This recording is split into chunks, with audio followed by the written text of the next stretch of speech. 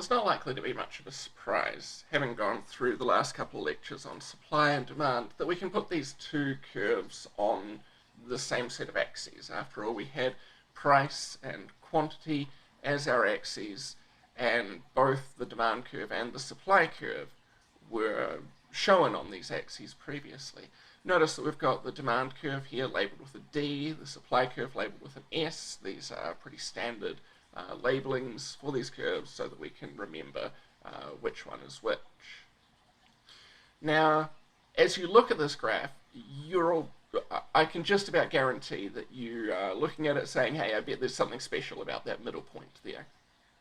Even if you'd never seen this graph before, you would know there's something special going on there. But to get to what's special about that, let's think about all of the other prices that aren't $25 on this graph. So first off, let's think about a higher price. We'll pick $35 just for argument's sake. At a $35 price, we can trace across and think about how many things people want to sell and how many things people want to buy.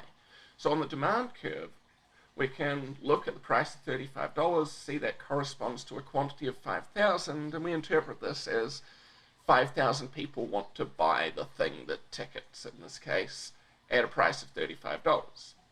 Then we can keep on tracing across. We get to the supply curve here at a quantity of 13,000. So now we've got a situation where, well, there's 13,000 people who want to sell a ticket. But now we've got a mismatch, right? We've got 13,000 people want to sell, 5,000 people want to buy. What's going to happen? Well, I can tell you what I would do if I were a seller in this situation.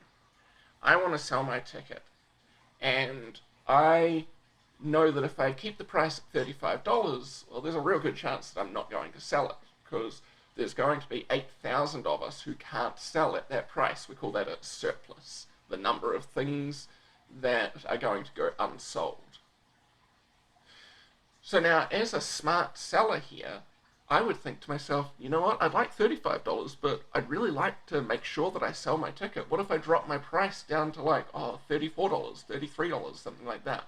Sure, I'll make a little less money, but I'll basically guarantee that sale because my ticket is going to stand out now. It's going to stand out as cheaper than everyone else's, and since we're assuming that all of these tickets are just identical, somebody's going to buy mine in preference to other people's.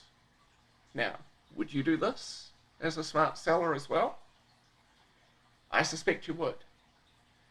And so what we would expect to happen is that pretty quickly this price is going to start to fall as some of those sellers say to themselves, hey, we're not going to sell if we keep our price up this high, let's start to lower our price. So what this means is that this $35 price can't be a price in the long run that makes sense in this market. Okay, so a little bit of terminology here.